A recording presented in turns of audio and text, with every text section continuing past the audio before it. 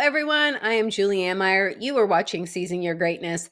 And I am so excited about our guest today because I got to meet her at her movie premiere, Zero Limits. And she's an author. She does so many amazing things. I mean, you know what? Let's just bring her up. Her name is Jeanie Davidson. Welcome, Jeanie. I am so excited that we are finally having our call, our interview, whatever. All the people watching get to see us have a conversation. I'm so excited you're here. Oh, thank you so much, Julianne. I'm happy to see you again. It's great to be here, and thank you for inviting me. Of course, you stood out to me on the red carpet because of just who you are and your energy and how you show up in life. And I know a little bit about you, but the audience might not. And so I'd love for you to share a little bit about who you are and something that we can't find out about you from the internet. Okay, so who am I? Ooh, that's that's not a Loaded. big question, no. So I'm an author and a coach. I'm an empath and very intuitive. I am here mostly because I have gone from some extreme circumstances of growing up in a family where there was abuse and trauma. And I know a lot of listeners sometimes, people have trauma and it shows up in different ways. But where I was able to come to a space where I could be healed and feel so whole that I created this LUMiN Method where I share in the movie and in general through work what it is like to flow in life, to get out of that struggle and start to feel light and easy and joyful, where it's not a sometimes thing, but an everyday thing and a multiple times throughout the day experience. I'm a mother. I'm a single mom. I have 3 kids, and I I feel that I'm a testimony of coming from hardship to just really feeling free and excited in life. And that's what I bring. What I'm here with. That's what I'm here to talk about. And as far as just my background, I grew up in Orange County. I live in Santa Monica, California, and I'm one of 6 kids, Wow. and we're a really hardworking family, and it just set that in motion where you have this filter through which you see the world. So, but now I feel very grateful. I've reached a point where I'm an author. I'm a certified hypnotherapist through an internationally accredited program, and I'm just living life in a way that really resonates with me. And being in the film is a really big part of that because it's like things are possible. We can live a life that is beyond what we think is possible. And so that's what the Zero Limits film is about. And that's why I'm involved with it. And what can you not find out online? When I was 13, I used to do judo, and I was a junior Olympian in judo. Wow. So that's a little bit fun. Yeah. That's actually quite fascinating. My high school sweetheart was in the Junior Olympics for skiing, so you're the second person Nice. I've met who's competed in that at that caliber at Yeah. such a young Junior age. Olympics too. Yeah, That's funny. exactly. I had the privilege of being able to watch the movie premiere with you, and one of the things that I loved about seeing you is that, and also what you just mentioned, is that this isn't something that is elusive to and only to certain people. This is something that you can create within yourself, this lightness, this happiness, this joy. And for somebody who is really, because when you're struggling and your energy levels are, down lower, if everything, even showering seems kind of hard and impossible, what would you say to somebody who is struggling with those types of self-imposed limits? Yes. And I actually sense, I can't say this for a fact, but I sense that there's a lot more people that are struggling with things like that Mhm. lately, like more so. There's kind of like this been malaise it's happening, and I can feel that, and you can feel that, it sounds like, too. One thing that I would say is that when you're feeling that way, what you want the feeling of excitement, the feeling of energy, and Mhm. it feels out there and far away because you're kind of operating down here and it feels like it's out there. But I like to think of it as being like on the same line. Mhm. Like if you think of like a bridge, like let's just say not even a bridge with an arc. Art. We'll make it real easy. Like a literal bridge where you're walking just from here to there. And I like to think of it that way. Just remember it's on the same line, it's on the same bridge. And you just walk a little bit closer. And also, it's really important. I don't feel like a lot of people are getting positive reinforcement these days. Yeah. We're very much in our heads. We're very much in our heads, and that kind of creates like a detachment.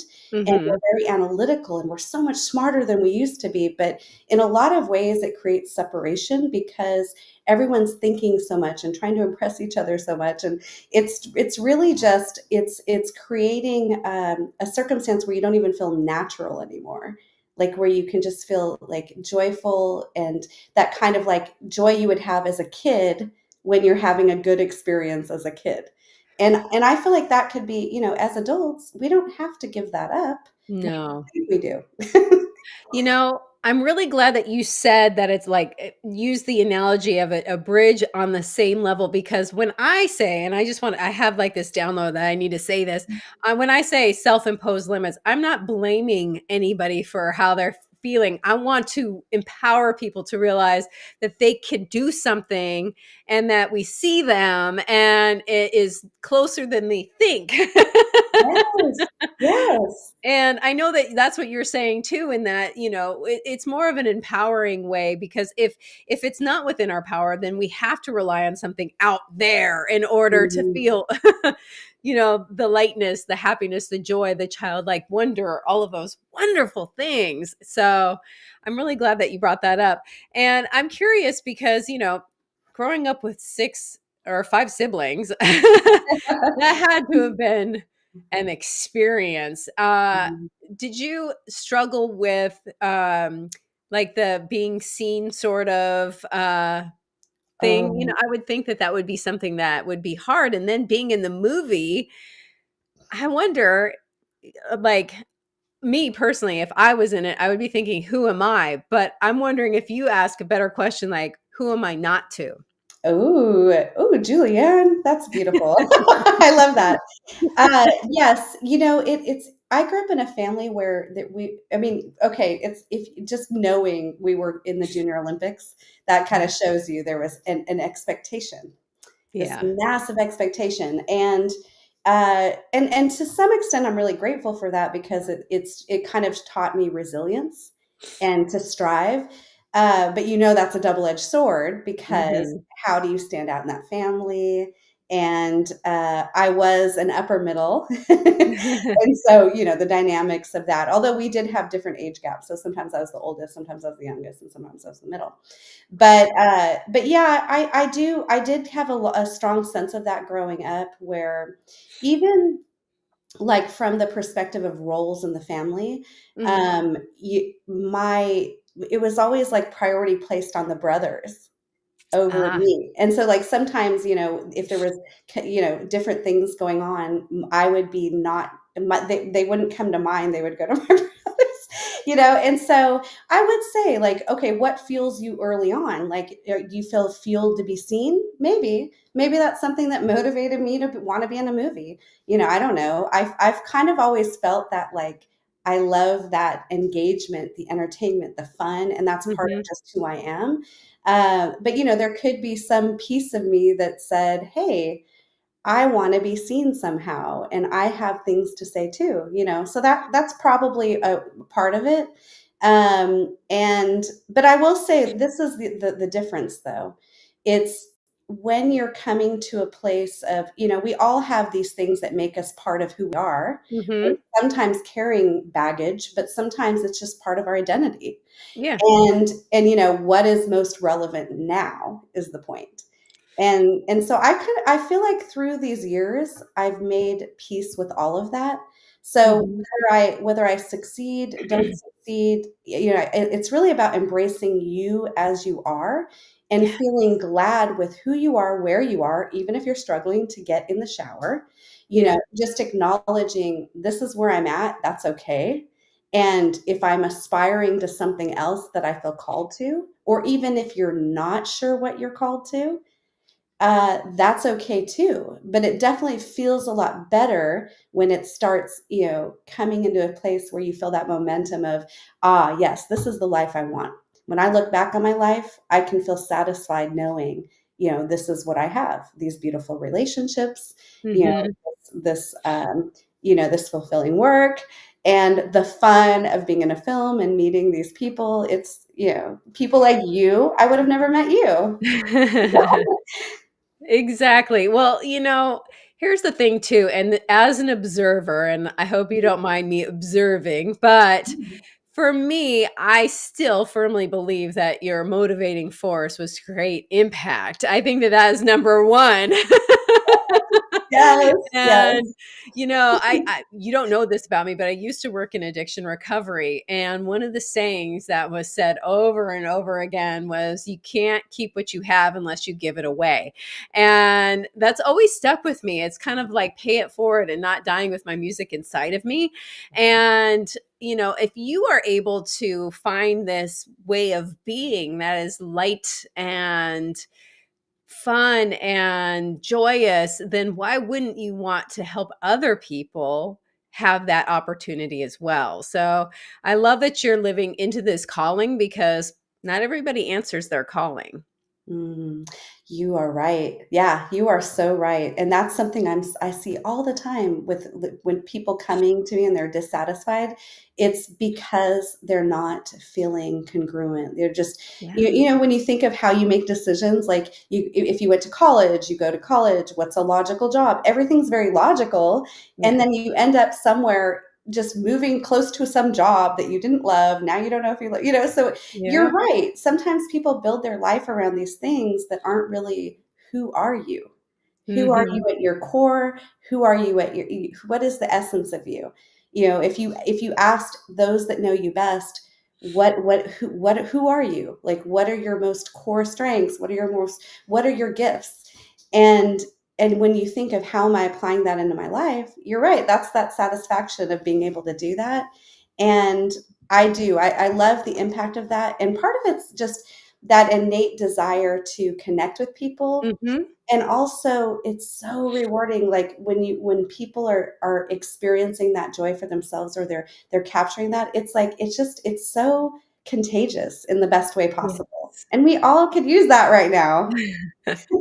Oh, I couldn't agree with you more. It's definitely one of those things where you know, I am somebody who has experienced a lot of trauma, and I mean, I think everybody experiences trauma. It's different for everyone, but my kind of trauma, as other people have told me, it's trauma. Oh, I don't really know any different because it's my life, but I can look at it and go, yeah, that was hard. But the thing that I've discovered from that is this idea that life doesn't have to be a drag. Life doesn't, there can be fun and joy, and why not find the lightness in things? So, my question to you is, when you are not feeling the light, the joy, maybe not even down in the dumps, but you can experience more. How do you interrupt that pattern and move mm. forward and upward? Yes, that's a great question. Well, and I also do believe there's this balance of allowing what is, right? Because Yes. one thing that, I've just seen with people that have been experienced the most difficult time, because when you think of like adding more, and we're in that society of adding more, Hmm. because there's so much information available. We have so much available and it's like overwhelming. But I do think it's very important to allow the feelings to happen. But one thing that I do like to do is move through it quicker. Mm, Like, yes, there's moments of pain. I mean, just last month I had a moment, an experience of pain, and but how do I deal with it? I find peace with knowing that it's part of the process, yeah. and peace of knowing that it's all for the greater good of what my life consists of. And so the other part is just the contrast of knowing that when you're down, when it just provides so much more joy when the good is coming. How do I move through it sooner? Number one, I don't fight it. I just take it easy, you know? I love that. That's one of these things about creating a life where you have more freedom. I have the freedom that I could take a day where if I don't feel like going to work, I'm just going to do one or two things, the bare basics. And even if you're working a traditional job, you can still do that. You know, just you can just give yourself, be okay with going light on yourself. Mhm. Grant yourself the grace to just feel what you're feeling. You know, if you're experiencing loss, if you're having like a physical ailment, you know, it's really important just to give yourself that time and space without worrying about what you should be doing. So so one thing, the big Yeah. thing, yeah, because when you, especially like if you're an overachiever and you're always like very success driven and maybe an entrepreneur and you're always thinking of what you've got to do in your business, because an entrepreneur and I think that way constantly. But it's very important to just slow down, Mhm. take space, chill out, you know, binge watch a little, you know, TV or whatever if you want, a show that kind of gets you out of it. But also, I do a lot of walking. And I have sometimes I'll listen. I'm very always learning, reading, love learning and reading. I've been very conscious in these times to sit with the silence. Mm. And the silence has that wisdom of that can actually move it along faster. You know, instead of avoiding it and distracting yourself, it's actually just go for some walks. Like let the energy of the outside beauty energize you to the Yeah. point, even if you don't have it, you know, borrow it from, you know, outside. And then also granting yourself the grace of I'm going through something. And then also it is easy to get into a bit of a pity party, you know. I've um, been there. yeah, and I'll give you an example because I actually had a breakup. I'll just tell you, and I was feeling down, and it was mutual. It was something, you know, I chose. But what's interesting is I happened to click on Facebook, and I saw that a girl I knew that was such a sweetheart had just recovered from cancer. I didn't even know she had cancer. And Wow. I felt so badly about myself. I was like, "Oh my gosh, I'm such a jerk." You know, because it's like in the grand scheme of things, okay, I'm going through this, but everyone's going through something all the time. We know Yeah. that. We wouldn't be living if we weren't going through things. And you know, for a moment I caught myself. I'm like, "Oh my gosh, I'm judging myself for my reaction to that." And you know, I just had to come to terms with it. I said, "You know, it's okay. Like Yeah. I'm it, I'm glad for her that she made this through, but at the same time, it's like it doesn't take away, you know, everyone has pain that they're going through. Yes. It's still valid, and I'm going to get through it, and I'm going to be better for it because this is just a moment in this grand life Yeah. all of these days. But yeah, and then of course that also brings in, you know, people talk about gratitude, and you know that is important. But I also like to think of what do I live. Sometimes it's hard to be grateful for things when you're feeling terrible. True. And so, you know, so I like to think of things that I love, because it's a different question and it gets a different response. So I can think of my kids, I can think of my mom, my family, I can think of friends, even like nature, like flowers, jasmine. I love the smell of jasmine and I can smell it in my mind. I love certain songs that inspire me. So it's those things that can pull you through, but Mhm. also while you're accepting what's occurring. So it's being finding the contentment and acceptance of what you're experiencing, but also looking forward and enjoying the hope of what's already working for you. And then Mhm. also, what are you excited about what's coming? And I and love that's that. kind of that balance of both. You brought up something that I really want to highlight, and that is the idea that, well, two things. One is that to honor your feelings, all of them. I mean, that's what it's about. Mhm. And to not invalidate because somebody else is going through something does not take away from what you're experiencing whatsoever. It's a Yeah. completely different experience. So I love that Mhm. you mentioned that about, one does not equal the other. And also, Yes. like, with pain, yeah, you got to work through it, but you don't need to camp in it either. Live True. there indefinitely. And that's something Yeah. that a lot of us, that's where that pity party stuff comes in. And yeah, I love everything that you said because it just resonates with me and how I've discovered that, yeah, you know what, it might not be a big deal to you, but it is to me. And I'm gonna honor that within myself and let it go because what you resist persists, as they say. Exactly, Yeah. exactly. And you're right because sometimes I do find that even though I mentioned I did this to myself, but people do it all the time. Like I see it where clients are like they just feel guilty about feeling bothered by the things that are still bothering them, Yeah. and it's really okay to do. Hmm.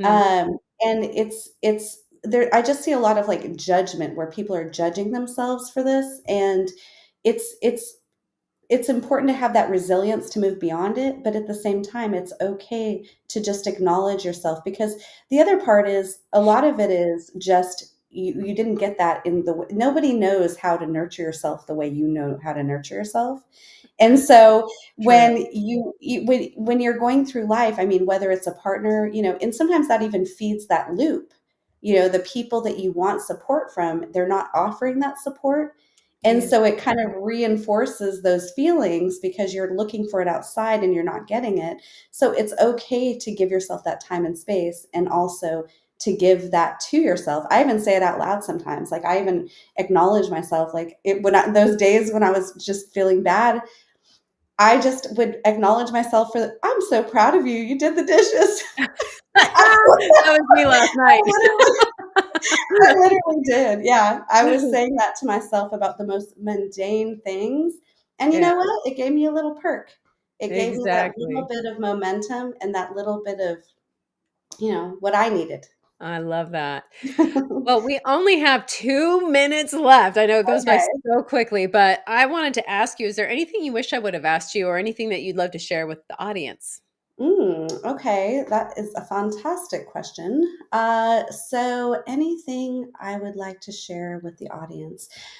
I would like to share that you can trust yourself. Mm, And when you have gone through your life in a way that you have been react mode, when you're living in react mode, react mode, it's really important, especially right now, because with AI and everything that's coming and already here, things are going to move so much faster. So if you don't actually know where you're going, mhm. that drift and the following what's already in motion is going to come.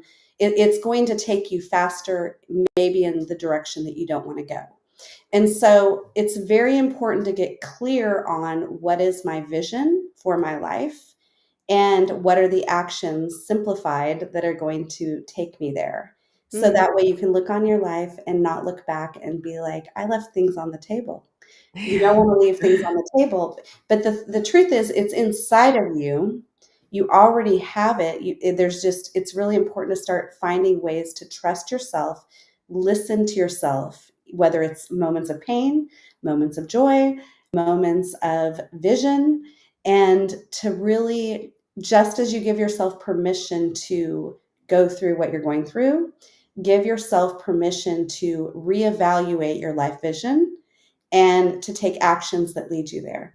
And in the name of zero limits, which is the we were just in, I highly encourage you to go ahead and proceed that way. Limits are self-imposed, and it is time to let yourself live without limits as much as possible and to actually have that clear vision so that you know you're going the right direction for you. Oh, that's beautiful.